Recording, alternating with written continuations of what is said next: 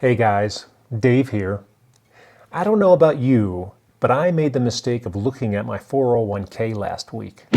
It brought tears to my eyes, just like the time I dropped a $45 bottle of Kentucky bourbon in the parking lot of the liquor store.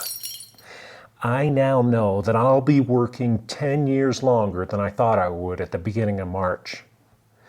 I hope the $2 trillion federal coronavirus relief package is going to help. You probably don't know this, but I'm a small business owner. Yeah, I own an electrical contracting company and all my work is on hold now. Electrical contracting isn't like plumbing where there are always emergency calls to fall back on. Things like broken pipes flooding the house or a clogged toilet to root out. When there's an electrical emergency, it usually results in the house burning down, and you don't call an electrician for that. So I've had to lay off my crew. I've got 4 electricians who work for me, some for over 15 years. When I think of them and their families, that really brings tears to my eyes. That's why I applied for a portion of the $350 billion small business loan relief package, hoping that I can pay some of my guys for a couple more weeks at least. I'll be okay. I don't have any debt. My business has been solid and has been debt-free for the past couple of years. But my guys, they have families, some with young kids. I want to take care of them. So on Friday, I take my loan paperwork down to my bank, and of course, wanting to social distance and all and follow the new recommendations of the CDC for wearing a face mask, I found an old bandana and put it over my face before I went into the bank. Whoa, you should have seen the panic that caused when the tellers took a look at me. People were diving for the floor.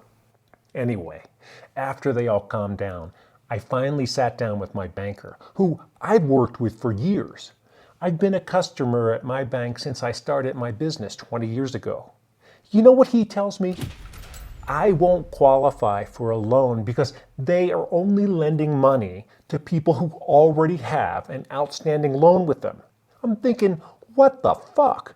How does that make any sense? You'll only lend me money if I already owe you money? Shit. I've been trying to do all the right things, live within my means, use my positive cash flow to finance my business growth and pay my guys, and now, when I need some help to support my employees, they turn their back on me. How is that right? Maybe I should have robbed the bank. I looked a little deeper into the details of who's going to win in all this. You know what I found? It's not going to be the little guy like me. It once again is going to be the banks. The oil companies, the real estate tycoons, the airlines. Yeah, the airlines, the ones who've been charging you and me $20 to bring each piece of luggage on vacation, $5 for a stale sandwich, and stealing any remaining legroom in coach seats. And they've been doing this for the past 10 years, even when fuel prices finally dropped.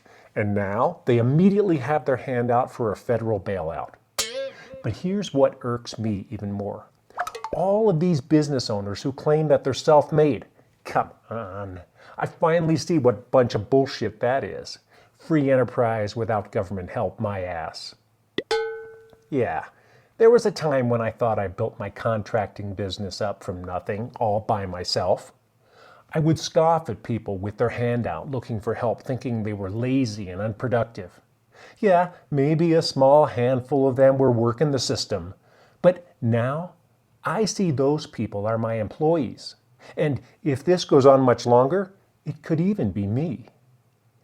But what I now see is how I was able to build my business with government help that I never even considered. Just take the fact that I went to a public school, taxpayer funded. How about the roads that I drive to get to the job sites where I do my work? Taxpayer funded. And then there's the legal system that provides a backbone to my job contracts so I don't get screwed by some unethical customer. Taxpayer funded. And I'm just beginning to see that being a white man who could get a government-insured business startup loan at an affordable interest rate, gave me an advantage too.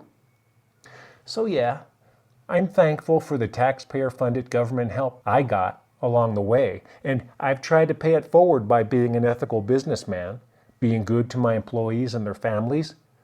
But every business and corporation benefits from this type of government support, which really pisses me off to see huge corporations like Amazon who don't pay any corporate income tax while their owners take gigantic salaries and then they claim they're too big to fail. My ass. If you run your business right, you're good to your employees and your customers, you won't fail. I guess what I'm realizing is we're all in this together. It's going to become more and more obvious over the coming months who's truly needy and who's being greedy. Well, I guess that's all I've got to say for now. Thanks for being here. Hey, leave me a comment if you'd like. I'd like to know what you're thinking. See you next time.